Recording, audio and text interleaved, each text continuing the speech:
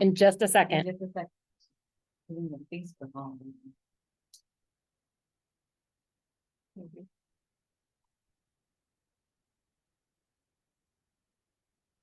We're good.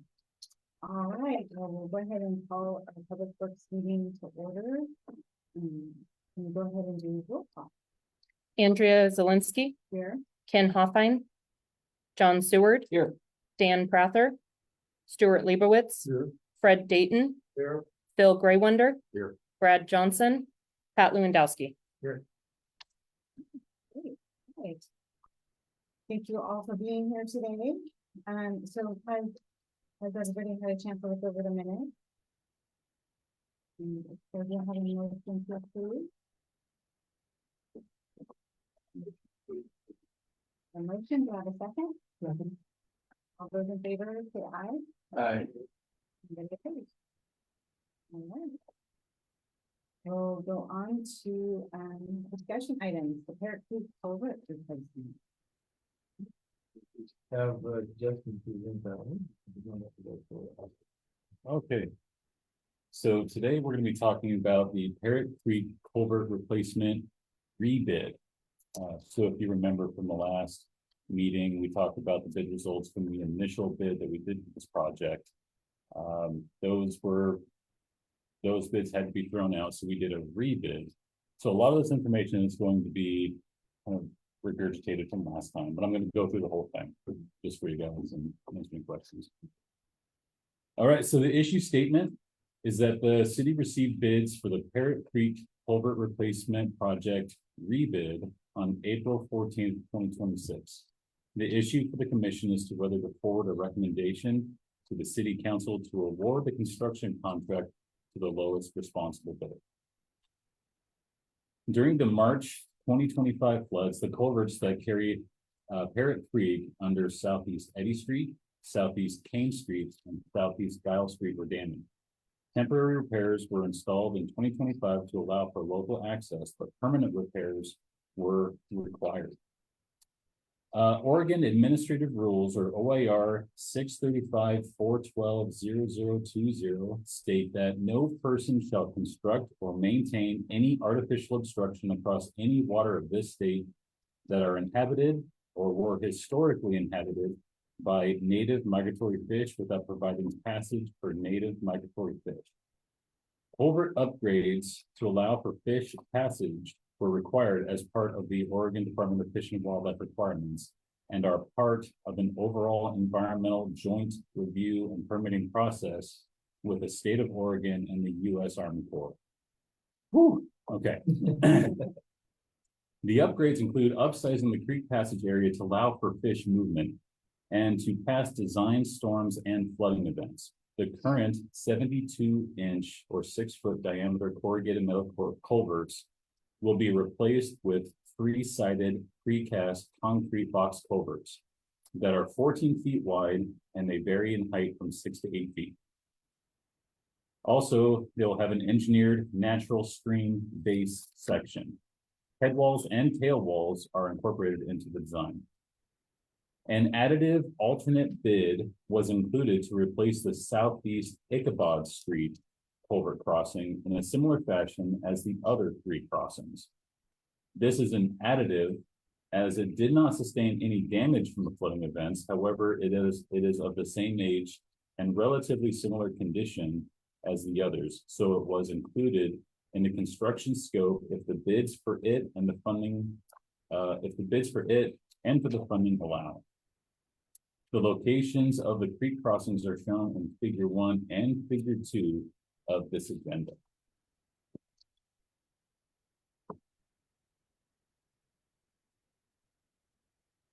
The project was initially bid on March 10th, 2026, but due to issues with the bid submission process and inconsistencies with the bidder requirements, all bids were rejected and the project was rebid. The construction rebid documents were advertised on March 24th, 2026, and the bids were opened on April 14th, 2026. 4 bids were received and 3 were accepted. The 4th bidder was deemed unresponsive due to the bid documents not being filled out correctly for all bid items. The bid results are summarized below. You want me to go through the numbers or can we read the date? All right. So the first bidder the first bid that we received was from Krator Enterprises, and they had a total amount of $1,891,275. The second bid that we received was from Thomas and Thomas Excavation, and their total was $2,063,330. And the third bidder was Visar Construction with a total of $2,354,590. And the engineer's estimate for the total project construction was $2,128,495. The bid document stated that the base bid would be the basis of consideration, and the alternate of that base bid can be accepted if the budget allows. The financial year 25 to 26 Storm Drainage Capital Fund include funds for this construction of this project. Much of this project will be constructed in financial year 26-27, and proposed financial year 26-27 budget includes $2.3 million for this project. Staff is currently working with FEMA on disaster recovery or relief costs for this project. Reimbursement from FEMA is up to 75%, and that may be available to us. The construction costs are estimated below. We have construction at $1,891,275. The estimated construction management services for this project are about $85,000. There's a 10% contingency of $189,127.50. And the total estimated cost for construction is $2,165,402.50. The city has 45 days from bid opening to accept or reject all bids. If the commission recommends the award, the bid results will be presented to City Council at their April 27, 2026 meeting. If awarded, the notice to proceed is expected to be issued in May of 2026. The contract requires that all work be completed during the in-water work period established by the joint permit and shall be substantially complete by November 1st, 2026. The project has an anticipated final completion date of December 2026. The Public Works Commission can provide its recommendation to the City Council to A, recommend the City Council award the contract to the lowest responsible bidder, Krator Enterprises, for $1,891,275, or B, request additional information, or C, recommend that the City Council reject all bids. The lowest bidder submitted all required documentation and is considered responsive and responsible. Funds are available for this project, even if we don't get FEMA reimbursement. And therefore, staff recommends awarding the base bid and alternate A to the lowest responsible bidder, Krator Enterprises, for $1,891,275.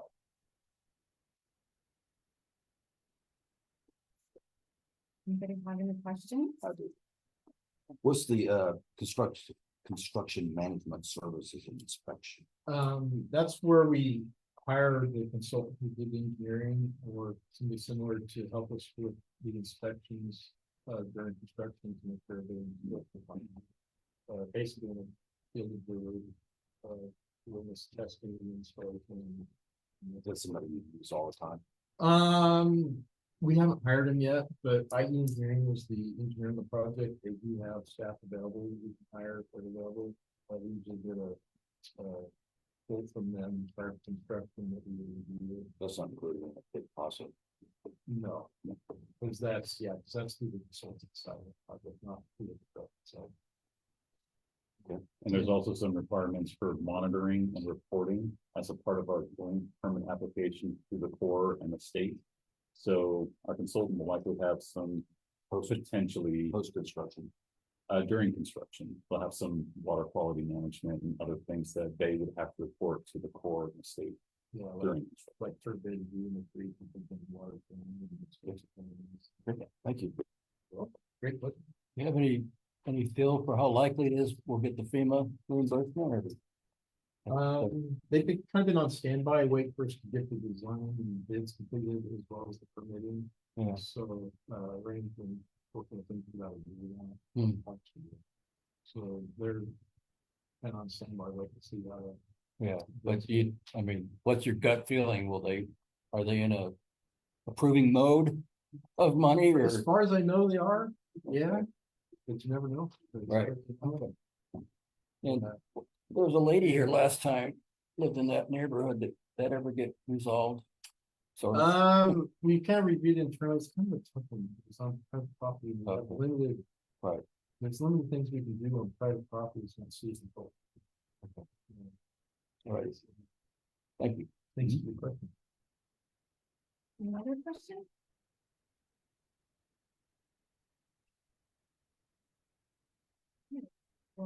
Do I have a motion? I move to recommend the city council award the Parrot Creek Culvert Replacement Project to the low bidder Cradar Enterprises Inc. for $1,891,275,000 million. Motion and a second. All those in favor, oh, any discussion? Any discussion? Okay. No. Oh, okay. All right. All those in favor say aye. Anybody opposed? Okay, looks like that passes. Thank you, everyone. All right, so. Any audience participation, any look at the project update?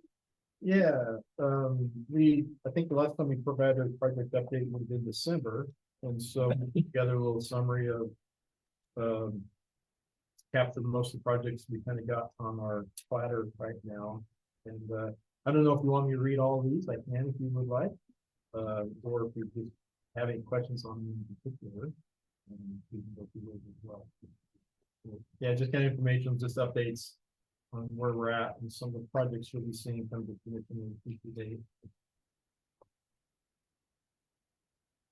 Seems like we're always replacing water main. Is that there an end in sight or did we just start the cycle over So again? there's never an end in sight. The biggest one on here, the 24-inch transmission main. That is kind of a legacy goal, at least in my career. We started water treatment plants. And so this is my 15th year here at the city and been working on it the entire time. This is like our 4th phase. After this phase, we'll still have like one more phase. We have to get all the way to Garden Valley Boulevard, which is about 4.5 miles, almost 5 miles of pipe. And the larger pipe is expensive. And it puts a lot more engineering. It's quite a lot goes behind the scenes to engineer that. Just due to the size, product protection, utility conflicts, finding a route for it. So yeah, we're hoping to have this one ready to bid. Next fall. For CP on that line, do you have a consultant that deals with that, or is that an internal? Yes, we do have a consultant. So that's a great question. The consultant that had worked for the city for decades retired. He actually worked, oh God, we're way up in the early 80s. And there's not a lot of people who do provide protection for water mains. The consultant engineer that we're working with had some other people who do it. That they had contacts with, and so you have another person that we're potentially used to the direction of this one. And now we just want to get these potentially these back there. We had somebody. George Richards was the first person I was mentioning. We had another person, his name was Boyd Rogers, not the person who rode the horse. He's an option. He's just a really kind of one man, works alone. But yeah, it's kind of a challenge, like, there's people out there who do CP, like our reservoirs and stuff, they have different aspects, and not necessarily water type. So, you know it, yeah. Okay, I got. Yeah, okay.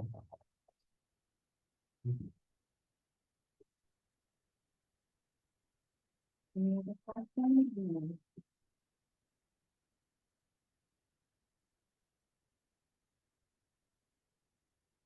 No, project? Just to highlight for discussion purposes, the water master plan we talked about the last meeting. We are in the contract phase right now with our engineer. We took it to the council last month. And the contracts have been given to the consultant there in their QAQC process, so probably any time now from next week, we'll have that contract. We started on that's a pretty big milestone there to do water master plan study. Now we're gonna do a pavement management plan.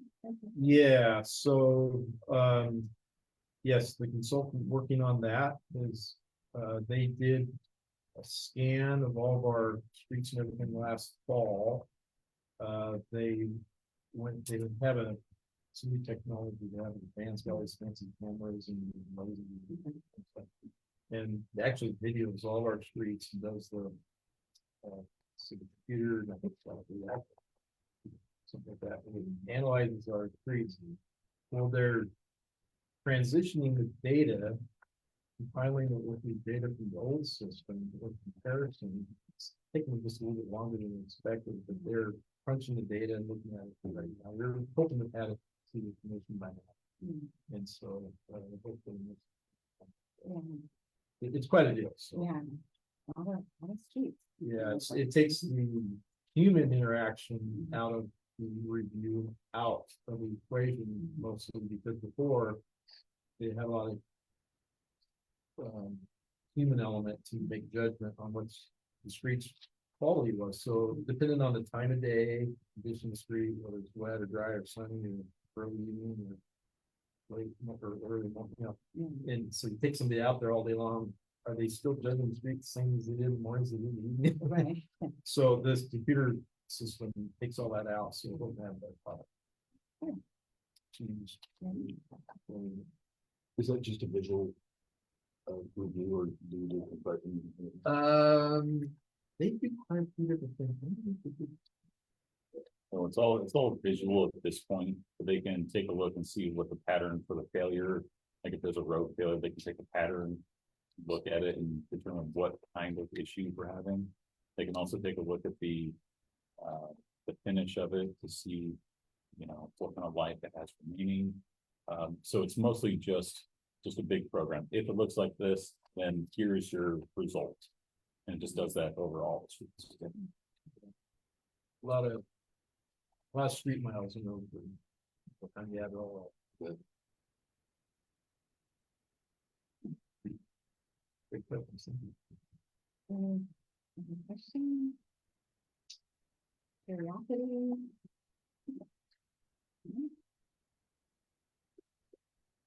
Any business from the commission?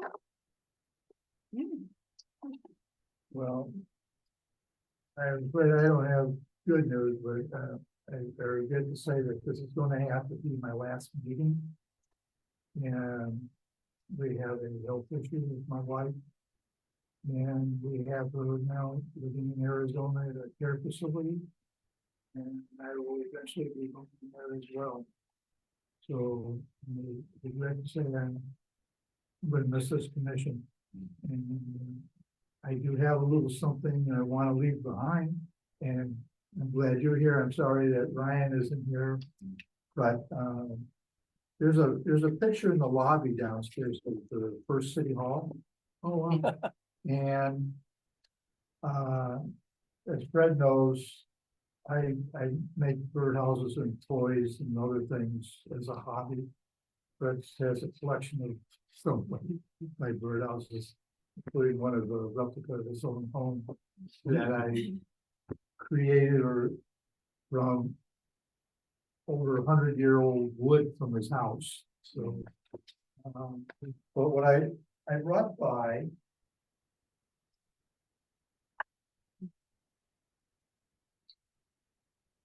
Counselor, I'll present this to you, but that's the how, the first city hall that I made That's based on awesome. this picture.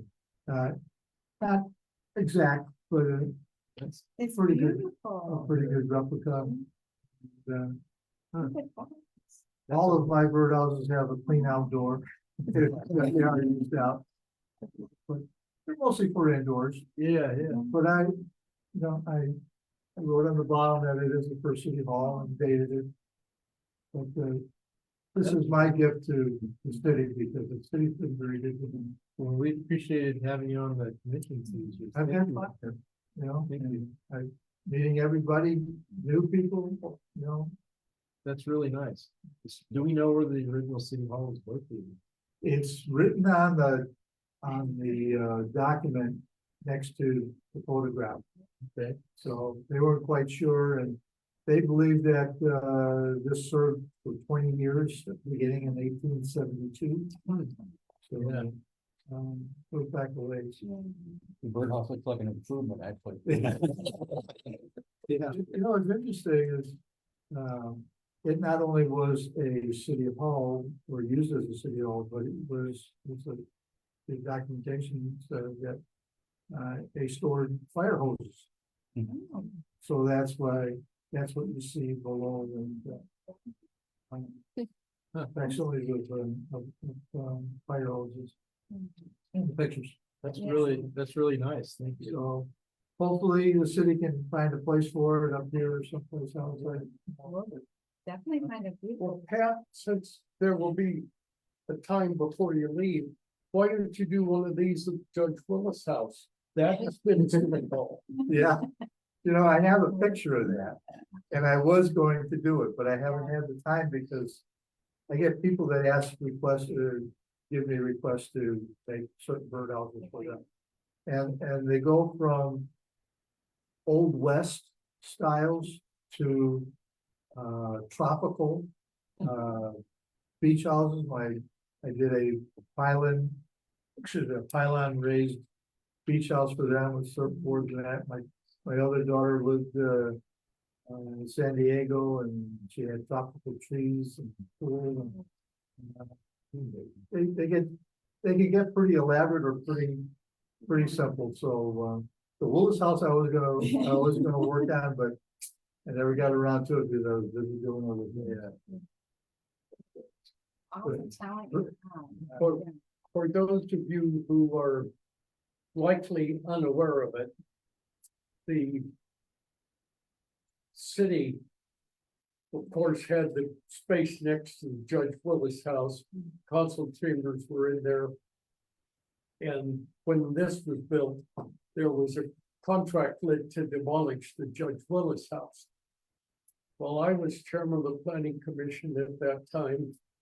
And I hired Wally Sagaski to get an injunction against the city to stop demolition of the Judge Willis house. Yeah. And that probably was one of the times when they were wishing that they had not reappointed me. But anyway, if you're familiar with the Judge Willis house, it's one of the very few of the old houses in downtown that exist. And it was in fact the city hall for many, many years. But anyway, I thought I would mention that to you since you have time on your hands, if you're not thinking about anything but putting your house up for sale, you I still have time. yes, no, that would be anyway, that the Judge Willis house is near and dear to me. Yeah. You know, I did a replica of the old Beacon building, Beacon News, and Dave, who's editor. I guess he owns the building, but I did a duplicate of this building, the Beacon, and he and his wife loved it so much they have it display in the front window, so if you ever go by the Beacon building, you'll see that. And if you recall they call the old, Republican headquarters, before they moved, from Jackson. I did a replica of that at the same time. I have, and he has that one. So among, I have 4 or 5 of my projects. So, anyways, take a look at that one. I think you find it pretty interesting. It's right there on the front window. He's had it there for quite a while. Wow, impressive. But again, it's been a real pleasure serving on the commission, serving the city. I moved here 8.5 years ago from Southern California. I said I wanted to live here, and my wife and I, we did settle here. We found a nice place up on Rocky Ridge. I say it's just been a great time. And, really serving the city. Thank you. I have a form of recognition. Well, we appreciate your service. Thank you so much. And our thoughts are with you and your home. Thank you. It's gonna be an adjustment. It's Arizona, Right. summertime. A little hotter. So, but it's been interesting. We were hoping that we could stay here, but we did find a facility that is probably much as 2-3 times nicer than we could find here at half the cost. So it's amazing. But the big adjustment is going to be urban life. Right. It's fast paced, and where my daughter lives and I will be living with her, and they have a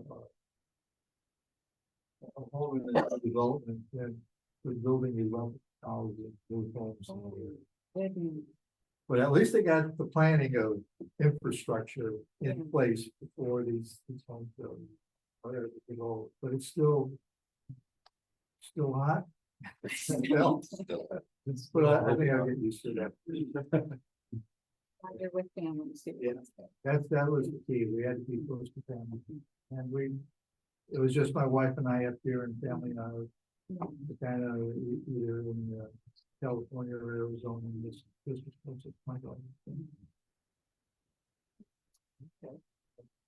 Any other person? If but I would mention something that I attended a planning commission meeting a couple of weeks ago. And the issue was the annexation of a property up on Looking Glass Road, which staff, I'm sure, is fully aware of.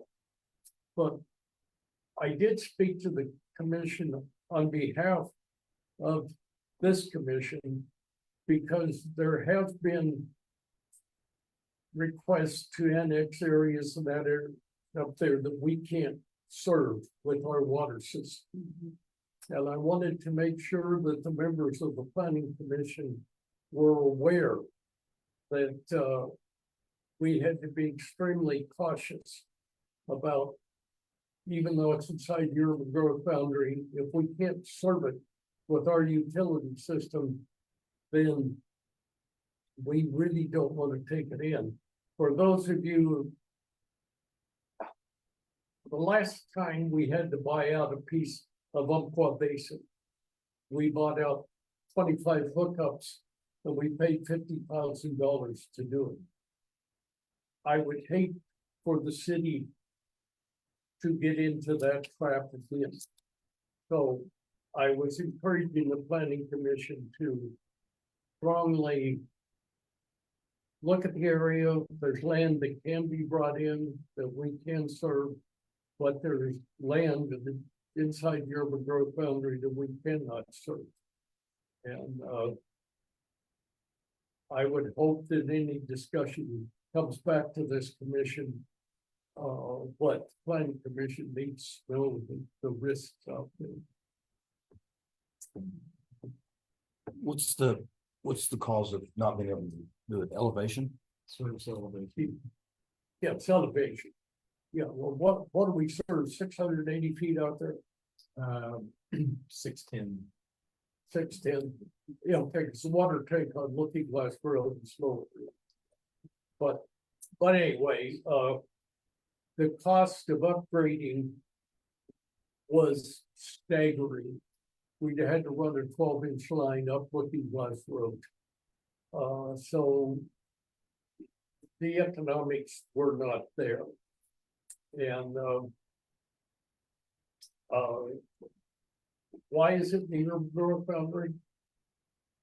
Because if you've ever served on one of those committees, you kind of draw a line on the map. This kind of looks good. The Urban Growth Boundary Committee was not fully considering the water service elevation. So we have a potential conflict up there. And we need to think about what represents the best interest of the city and not necessarily the best interest of the property owner. I don't know if we have time to go down that rabbit hole, but I don't know how it works. But it would seem to me, doesn't a developer, theoretically speaking, have some responsibility to make sure the infrastructure is there before they sell lots? Short answer would be yes, yeah. But then there's politics. But- So, On that basis, if that boundaries has been set, has there been any investigation or outline, you know, this area is obviously too high for the existing.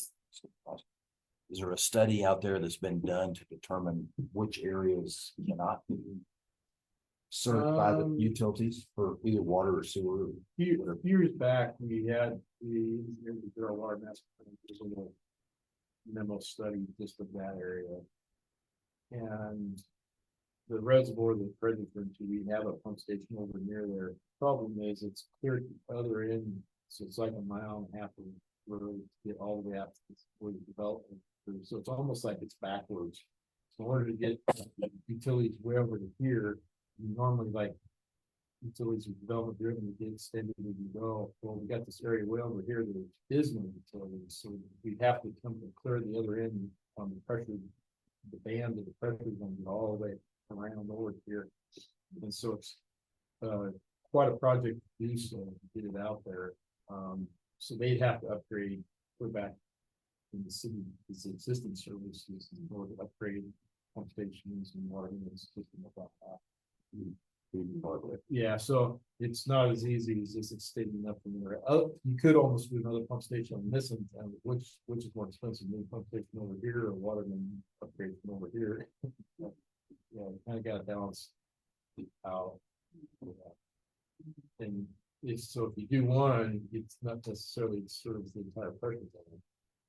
You may only serve a part of it, so you may not get full benefit. So when we do the new water master plan, are those things that? Those should be incorporated into the plan. For those of you who may not be aware of why Umpqua Basin water came into existence. Because last I knew, they got 220, 230 miles of line out there. But if they could drill wells, it's like up here on off Stevens. You bring in an adequate flow and then it comes dry. And in most cases, it doesn't recover. Because what happens is they drill into a water pocket. And there's adequate water. And Joe Morgan, who was one of the people and instrumental in creating Umpqua Basin, he lived on Military Road and he had 3 wells. And, you know, somebody with kids showed up, he was always terrified they'd run in and flush the toilet because they were exhausted wells. But we have problems in our outlying area with the inability to bring in wells that other parts of the state don't have.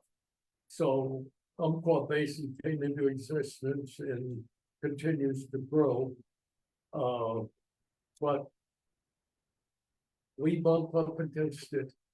And we have to recognize that, it may not be in our best interest to let them serve inside the city limits.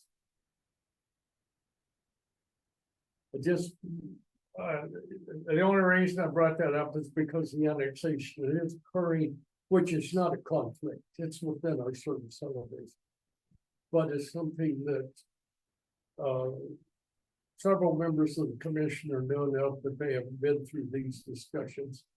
And I don't think anybody on the planning commission was aware of the problem that exists out there within that urban growth belt. So the water district serves part of the city? Is that what you said? Umpqua Basin serves around up to the edge of the city around Fringes. Okay. Coming down with the glass road, they serve. But they serve part of the area that's now the urban. growth. Yes, they serve a little bit on the area. It's within the urban growth boundary, but it's not the city limits. Correct. Are they serving? Luke, I didn't know anything? anything. But the only thing in such city limits more that they're serving is the up off Pine Street off in Casey Court. It's up in a small area where we purchased water from Umpqua Basin. Okay, well, I just mentioned that because it can cost us a significant amount of money if we end up having to buy out pieces of Umpqua Basin, so we don't really increase that financial risk. Good info. Yeah, yeah. Any other business? Alright, looks like our next meeting will be on May 14th. And we'll go ahead and adjourn our meeting. Thank you, everyone. How many hours did you spend